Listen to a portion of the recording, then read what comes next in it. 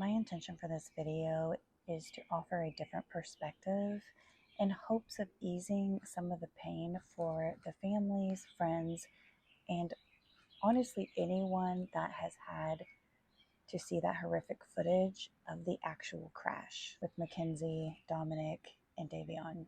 My name is Russo, and one of my spiritual gifts and abilities is to be able to do psychic mediumship type of work. And I do things a little differently because of the way my spiritual gifts and abilities present themselves. And so I will be referencing down to my channeled notes so that you know what I'm looking at. And I want to bring something up real quick. Most psychic mediums are tuning into the earth story or the trauma imprint around the passing. My sessions are intended to connect with the entire soul essence, so the messages tend to come through with peace, love, clarity, rather than revenge or shock. So if you're hoping for another traumatizing psychic medium story about what was going on during the crash, this video probably won't be for you, but there could be some information that really resonates and that you might find interesting. So how this works for me is I first call forth what I like to refer to as my soul team. And after I call them forth, I set my intentions and my boundaries. And then I will call forth the complete soul of the individual that I'm wanting to connect with. Now, I only call them forth if they are consenting. If they are not consenting, then we stop there. We don't go any further. So the reason I'm able to make this video is obviously because Dominic and Davion were both consenting, which I was really grateful for. But I've been a little hesitant to make this video, if I'm being honest, just because I'm not sure how it will be received. But I want to honor my word to them and share their stories. So that's what I'm going to be doing here. So I wanted to do something a little different and more special for the families and the friends and anyone that has emotionally found themselves very involved in this case.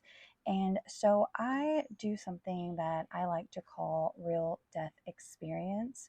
It's kind of like near death experience stories, but it's real death experience stories because it's coming from the soul of the person who actually did pass away, and it's their opportunity to like have the mic and tell me like what they experienced and anything else that they wish to share.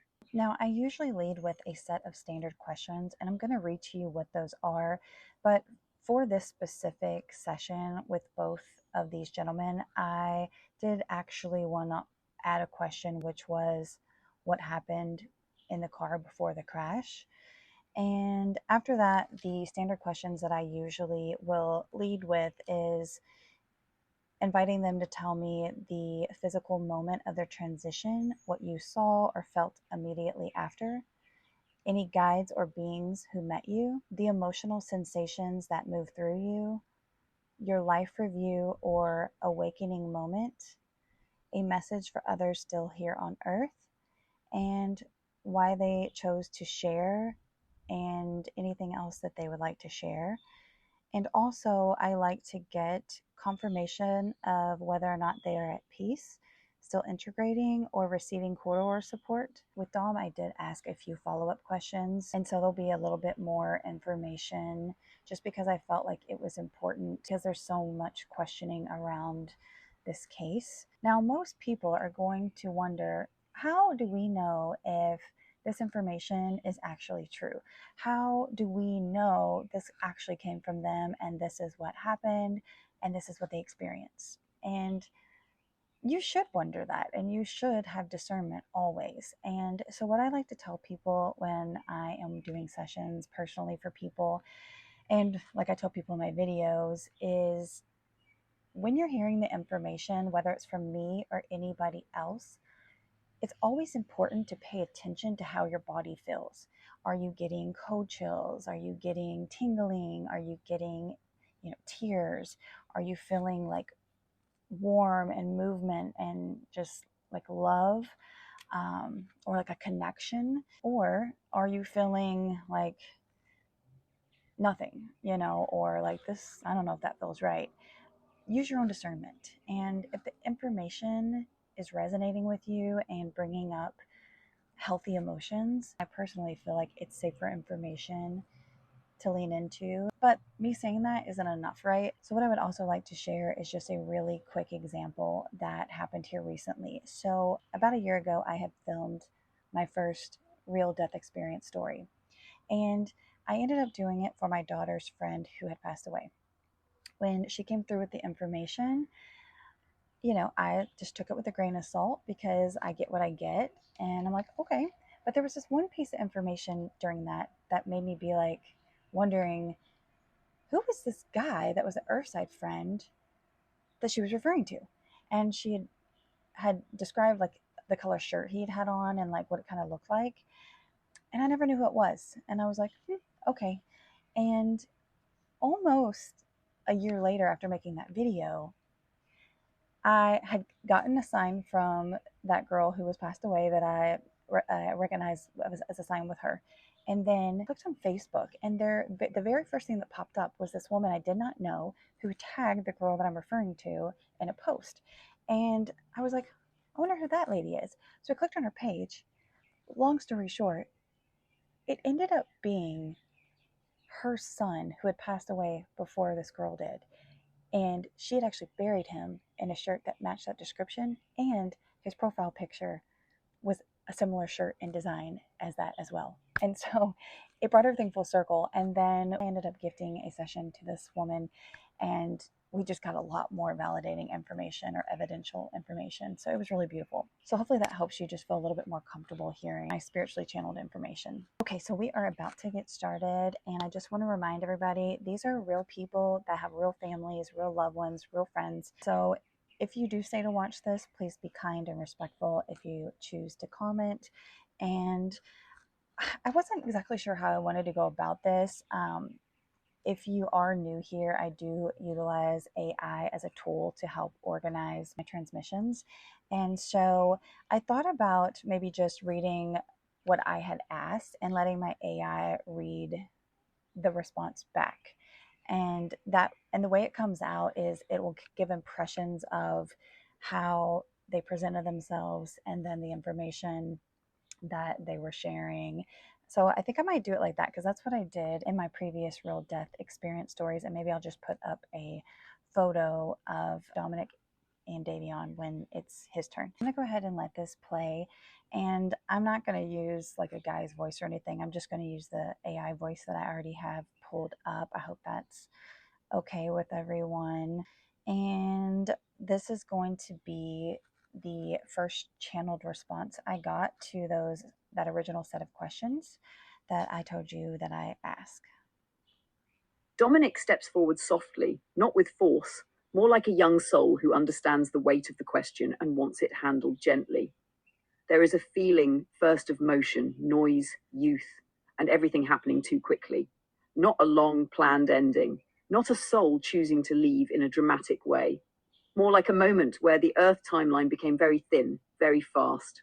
He brings the feeling of the car before the crash as busy energy, sound, movement, adrenaline, conversation or emotional charge around him, and then a sudden narrowing. The feeling is not, I knew this was coming. It is more like 1 second I was there and the next second everything changed. The physical transition feels extremely fast from his side. There is a brief flash of confusion, pressure, impact, then a strange quiet. He does not bring it as prolonged suffering. He brings it as the body taking the force and his awareness being pulled back from it almost immediately. There is a moment where he says, I didn't understand at first. I thought I was still close. I thought I could still be heard.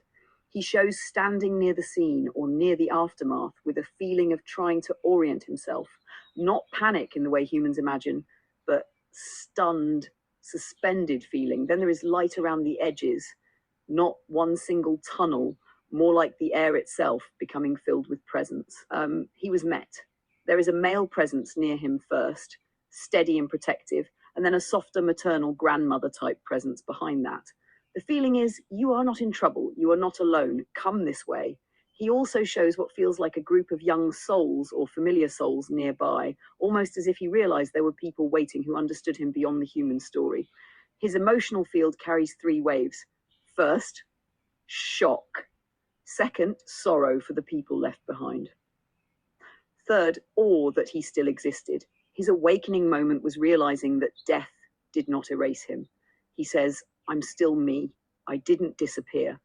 I just couldn't make my body answer anymore. There is a life review, but it does not feel harsh.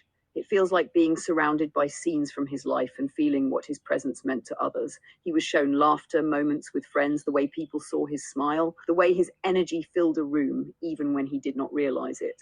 He was also shown the ripple of his leaving, the cries, the disbelief, the brokenness, and that was the part that moved him the most. He says, I didn't know I mattered that much. That comes through very clearly.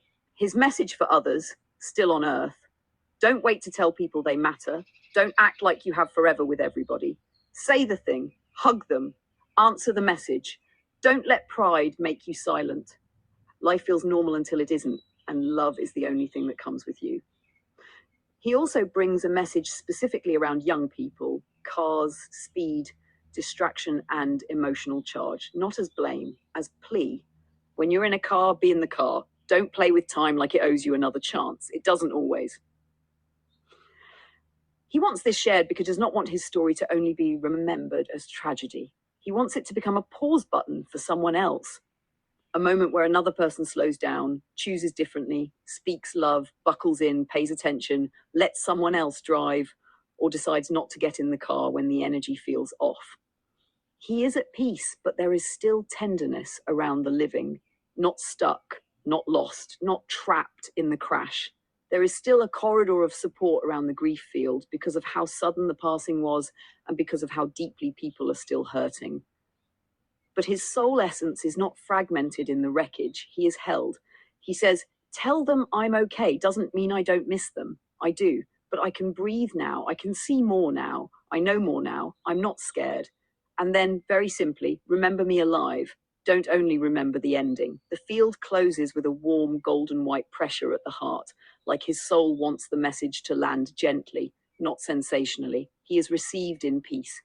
Okay, and so after that first came through, then when I was talking back with him, I first thanked him for stepping forward and consenting and for allowing me to be a bridge of communication for him, because I always feel very honored when any soul allows me to do this. And so I was sharing with him how, I'm sure as he knew, this case has become very popular here on Earth, and that I wanted to ask him if he could share with me from his personal experience what happened with Mackenzie leading up to that crash. Dom steps closer, and the first thing that comes through is not anger. It is a deep, heavy sadness around how fast human choices can stack on top of each other until there is no room left to breathe. He brings Mackenzie forward not as a monster, not as a clean symbol, not as one flat story, but as a person caught inside a field of pressure, emotion, image, fear, and choices that had already begun tightening before the crash itself. He says it didn't start in the car. There was already energy moving before that moment, a build-up, a charge, something unsettled, a feeling of people not fully grounded in themselves, too much reaction, not enough pause. He shows Mackenzie carrying a kind of emotional storm, not necessarily all visible on the outside, but active inside. There is a feeling of trying to control the scene, trying to manage how things looked, trying to push forward, even when the energy was already wrong. Dom says, there were chances to stop the motion before it became the event. That line feels important. Not one chance, several little chances, several small doorways where the timeline could have softened. Someone could have paused. Someone could have refused. Someone could have slowed down. Someone could have said, this feels wrong. Someone could have stepped out of pride, fear, adrenaline, or performance. But the energy kept moving. Around Mackenzie specifically, he brings a feeling of panic hidden under control, like someone trying to stay ahead of consequences, ahead of emotion, ahead of the truth of what was unfolding. There is also a strong sense of immaturity in the field, not just age, but the inability to feel the full weight of a moment while still inside it. He says she didn't understand the size of what was happening until it was already bigger than her. There is no clean hatred from him. There is grief. There is also truth. He does not erase responsibility. He does not soften the impact of what happened, but he also does not come through wanting revenge to be the center of his story. He says people want one person to hold all the pain because pain needs somewhere to go. But truth is heavier than that. There were choices, there were warnings, there was energy that should have been stopped. When asked what happened with Mackenzie leading up to the event, the feeling is a charged emotional atmosphere, a loss of grounded judgment, a momentum that should have been interrupted, a person acting from fear, pressure, image, or impulse rather than full presence, and then the timeline locked too quickly. Dom brings the car as a container that became too small for the amount of unprocessed energy inside and around it. He says the car became the place where everything unspoken landed. There is also a feeling that after the crash, Mackenzie's field went into shock, self-protection, and disbelief. Not pure understanding at first, not immediate full remorse in the way people might expect, more like the mind trying to survive the reality of what had happened before the soul could fully feel it. He says the truth had to catch up to her, and then softer. I know people want me to hate her. I don't live there now, but I do want truth. I want people to stop pretending that moments like this come from nowhere. His message around Mackenzie is not to excuse her. It is to say, a life can be taken by 1,000 small moments of not listening to the body, not listening to the warning feeling, not listening to the danger in the energy, not listening when the situation is already too charged, not listening when love says, slow down. She has to live with the soul echo of what happened. That is not small, but the earth still has to name truth. Peace doesn't mean silence. He is at peace enough to speak without venom, but he is also clear enough to say the event was not random in the way humans want random to mean. It came through a chain of human choices, emotional charge, and missed exits from the timeline. His final words in this layer: tell the story in a way that saves somebody. Don't turn it into entertainment. Don't turn her into the whole story. Don't turn me into just the crash. Let it become a warning with a heart. The field closes gently around that line, a warning with a heart. I could probably make a whole video out of how important that message was that he just shared in itself. But for right now, maybe re-listen to that, especially if you are a teenager or even a young person in your 20s. And, what I was taking from that is toxic relationships, not trusting your intuition, not getting out when you should have. Yeah. So I know personally, if I was the family and I had heard the part about the shifter, like that would be kind of tormenting. And so I wanted to ask him about the shifter and, was he trying to help assist stop the car? So this is what came through for that. The energy around the shifter sharpens for a moment, not in accusation, but in memory. There is a feeling of the passenger side instinct coming through, not calm, not planned, not a thought like, I know exactly what to do, more like a body reacting in fear and urgency. He brings the sensation of reaching, grabbing, trying to interrupt motion, a desperate split-second survival response. The feeling is not, I caused this. The feeling is, stop this, stop the car, stop the moment. He says, yes, there was an instinct to stop it. Then he slows it down, but do not make it cleaner than it was. It was not like I had time. It was not like I calmly reached over and saved a thing. It was chaos. It was fear. It was too fast. The clearest thread he allows is this.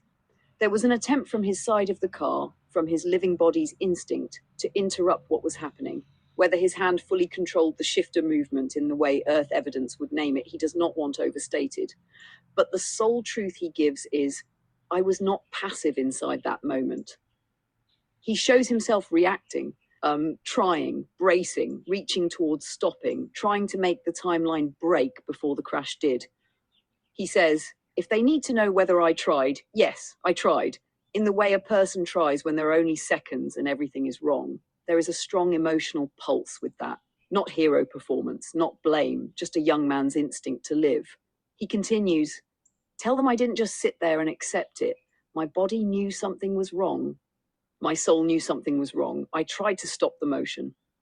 Then very gently, but I don't want them to replay my last seconds forever. I don't want love to become trapped in the mechanics. He brings this for family.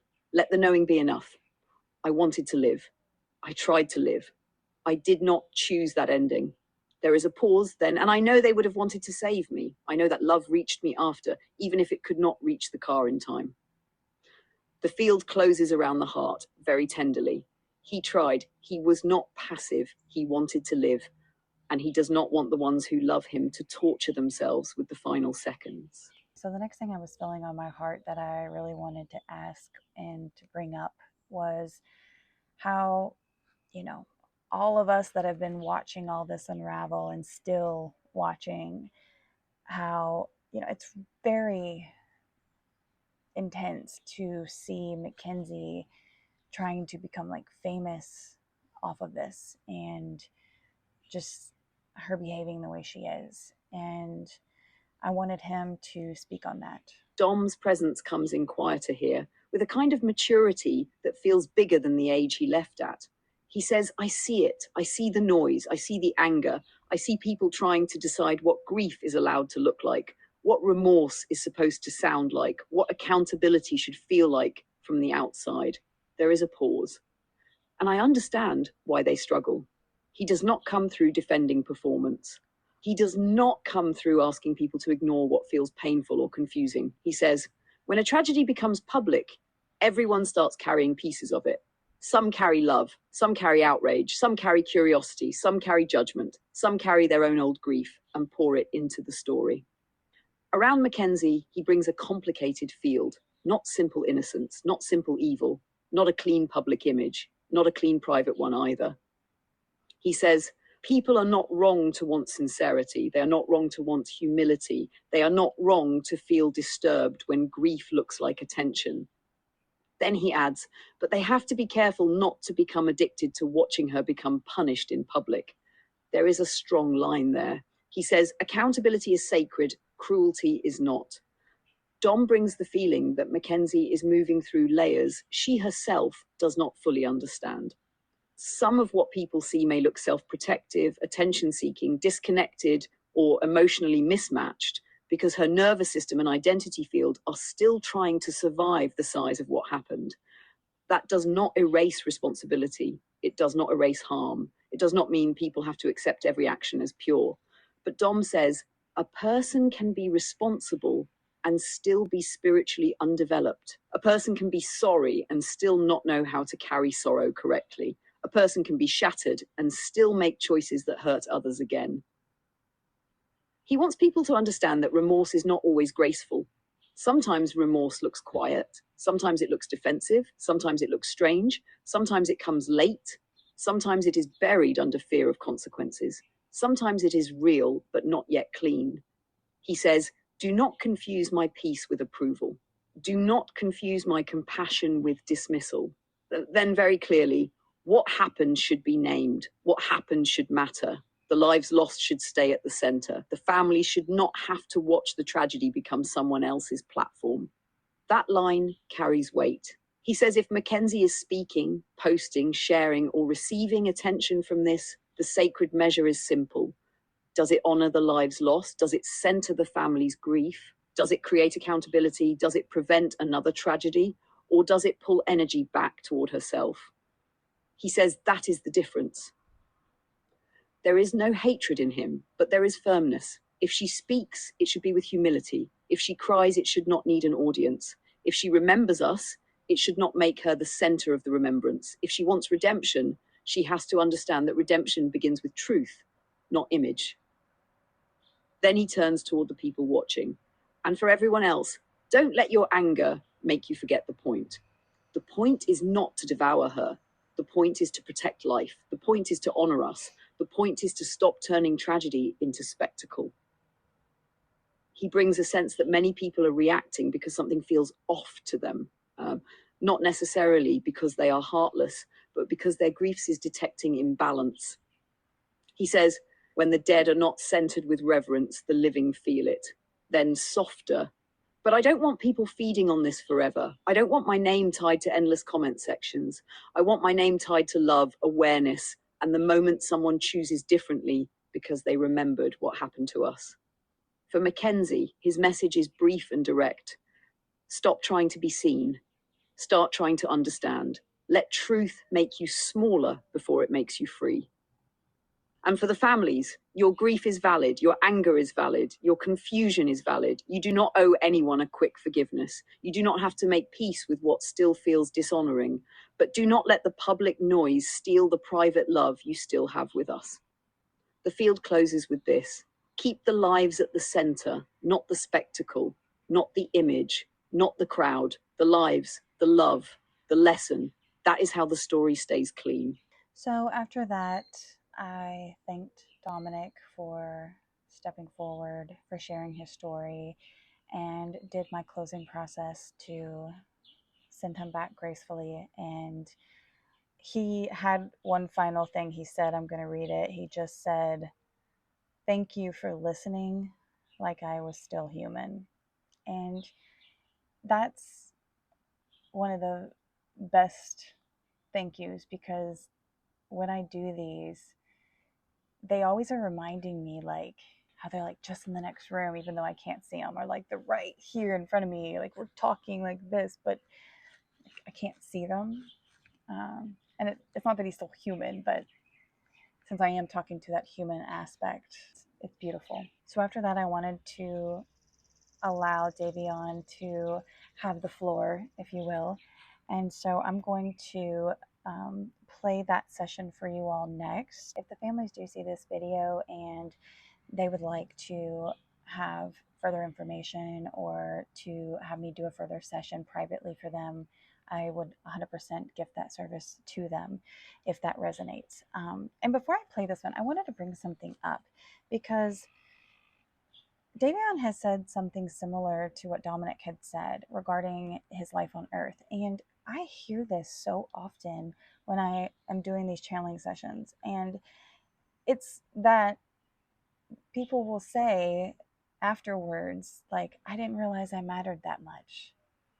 And why is it that we all feel like that? Like, not all of us, but so many people actually do feel that way.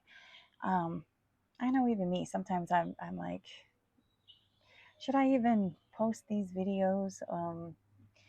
You know, it probably, I don't matter enough to do this, or, you know, there's other people.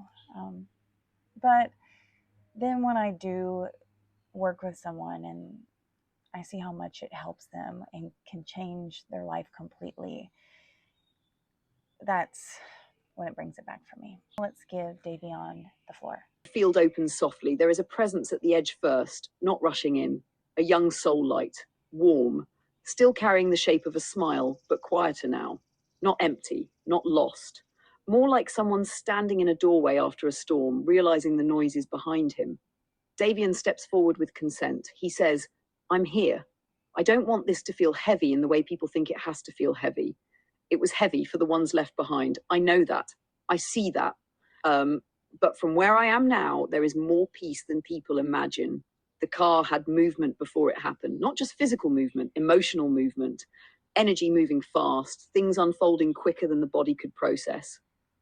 There was a moment where everything became too quick, too sharp, too close together.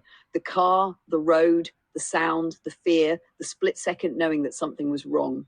It was not like there was time to make a long decision. It was fast. There was a flash of awareness, like the body knew before the mind could finish the thought. A tightening, a breath that didn't fully come in. Then, impact. The physical moment of leaving was not experienced the way people imagine pain. The pain did not come with me. There was a sudden break in the noise, like everything went white around the edges, then silence. Then I was above and beside it, but not in the body the same way. I knew something had happened, but I didn't fully understand it all at once. There was confusion, but not terror. More like, wait, what happened? I could feel the shock of everyone connected to it before I could understand my own transition. Then someone was there. Not one being only. There was a warmth that came first, and then familiar presence, family energy, ancestor energy, a male presence near the front, steady, almost like, come on, I've got you. And a feminine light too, soft but strong, wrapping around chest and head area, calming the part of him that still wanted to look back. He says, I did look back, not because I was stuck, because I loved people. I wanted to know if everybody knew. I wanted to know if they were okay. I wanted to know what happened after. I could feel people screaming inside their hearts before I heard anything like words. The emotional sensations were layered. First shock, then concern, then a deep ache for the people who would have to carry the news, then a wave of love so big it almost made me forget the fear. He says the life review was not punishment, it was memory through feeling.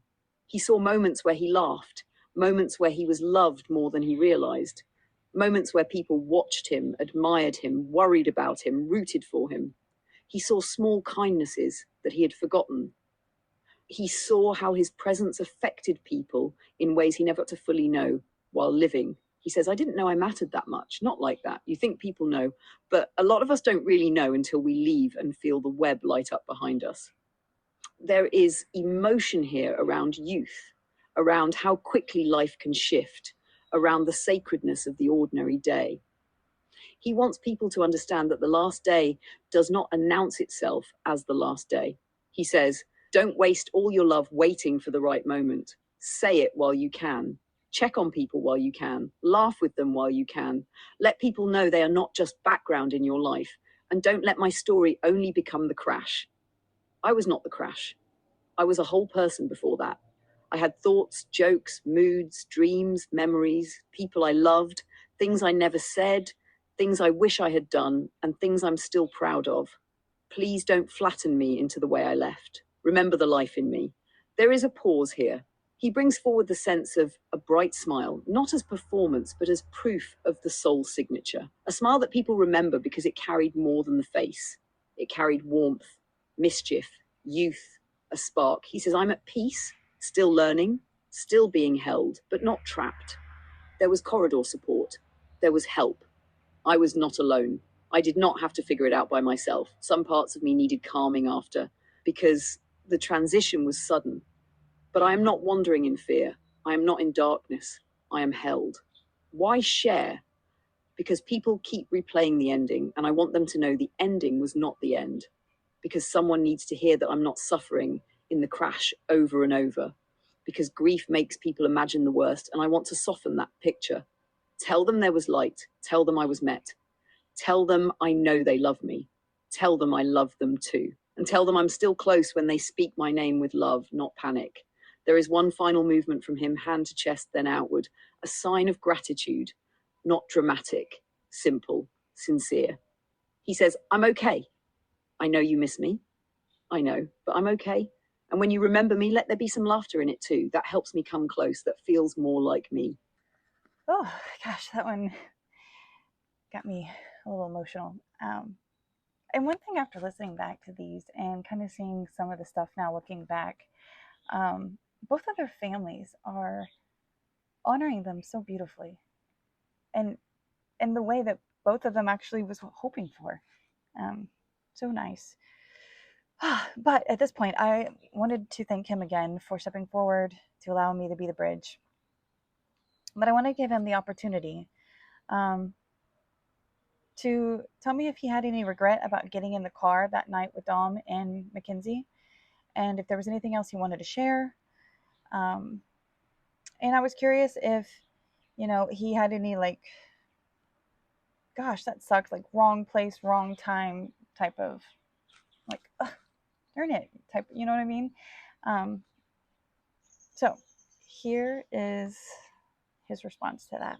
Davion steps forward again, softer than before, with a steadiness in his chest. He says, I don't hold regret the way people think I would.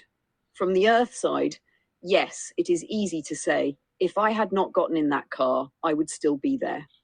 And there was a moment after crossing where that thought passed through me like a shadow. Not regret as punishment, not regret as anger at myself. More like the soul looking back at one tiny doorway and realizing how much life can turn through one choice. But I need them to know this. I did not get in that car believing I was stepping into my ending. I was living. I was moving through a normal moment. I was not choosing death. I was not choosing to leave my people. I was not choosing to become a lesson. I was just there. There is a heaviness when Mackenzie is named. Not hatred, not revenge, a sober grief. He says, I know people want my anger. I know they want me to say I blame her, because blame feels like it gives the pain somewhere to go. But from here, I see more than the one Earth moment. I see the chain. I see the choices. I see the impact. I see the consequences. And I also see how many lives were torn open by what happened. Was I innocent in that moment? Yes. I was not the force that made the crash happen. I was not the one carrying the choice that changed the road. I was caught inside the outcome of something I did not control.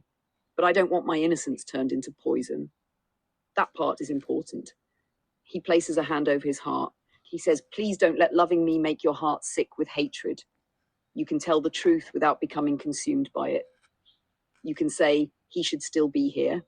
You can say, this was unfair. You can say, his life mattered. You can say, there were choices that led to this. But don't let my name become something people use only to attack. Let my name stay alive. Let it carry memory, laughter, truth, and love. He pauses. The feeling around Dom is different. There is brotherhood energy, a shared crossing, a shared shock, a shared, we were there together. Davion does not separate himself coldly from him. There is compassion. There is a sense of them having processed pieces together from the other side. He says, Dom and I both had to understand it after, not all at once, not with earth anger, with soul clarity. There were parts that had to be calmed, parts that had to stop replaying the moment, parts that had to realize we were no longer in the car, but we were helped. We were not left there. About Mackenzie, he brings a very clear boundary. I see her. I see what happened around her. I see what people are saying. I see the pain attached to her name. I am not asking anyone to erase responsibility. I am not asking anyone to pretend it didn't happen. I am not asking my family or anyone who loved me to swallow their grief to make others comfortable. But I am also not standing here screaming for vengeance. Truth is enough. Let truth stand. Let consequence stand. Let God see the whole thing. Let the living do what they have to do, but do not let your soul rot trying to make sense of something that already broke enough hearts. There is emotion now, especially around the phrase wrong place, wrong time. He says, that's close. I was in the wrong place for what happened, but my life was not wrong. My timing as a soul was not meaningless. My presence in that car does not make me forgotten, random, or disposable. I was not just a bystander to my own life. I was loved. I had a path. I had a soul. I still do. What happened was sudden, but it did not erase me. And if people want to honor me, don't only replay the crash. Say my name in rooms where people are laughing. Tell the stories. Remember my face before the tragedy. Remember the sound of me being alive. He gives one more message, very clear. I don't regret loving life. I don't regret being young. I don't regret trusting a normal moment to stay normal. I only wish everyone knew how fast normal can change. So please, don't wait. Don't wait to hug. Don't wait to apologize. Don't wait to say, I love you. Don't wait to check on the quiet one. Don't wait to make the memory, because none of us thought that moment was going to be the one. He settles now, peaceful, but with deep seriousness. He says, I am at peace, still connected, still learning, still loving. And I don't want my peace to feel like I don't care what happened. I care. I just see it from a place where love is bigger than the crash. And I want the people who love me to get there too, little by little. Not today, not by force, but someday. Let my story carry truth, but let my spirit carry peace. That was so good. Okay, and so at this point, I did my closing, and his final words to me was just thank you. Thank you for hearing me with care. Thank you for not making me only the crash. Thank you for letting my words breathe. I go in peace. I stay in love. And when my name is spoken with tenderness, I will know. So, if you've made it this far in the video, thank you for watching. And if Mackenzie ever sees this video, it sounds to me, from my interpretation, that they would just love for you to just be honest. just take ownership, tell the truth, and really be sorry. You can't undo what you did. It definitely was a moment of lack of better judgment. I think the whole world would just be able to take a deep breath if you would just let out the truth. So, thank you for watching. I hope this video can bring healing to whoever has listened to it, whoever has been invested in all of the media on this case, and I send these families love, healing, and support. And I thank you for allowing me to share what I spiritually channeled through. I probably should say at the end of this video, this is just spiritually channeled information. I'm not making any claims or accusations. This is just my personal channeling sessions that I had that I'm sharing. And I hope this video finds who it resonates with and can bring healing to.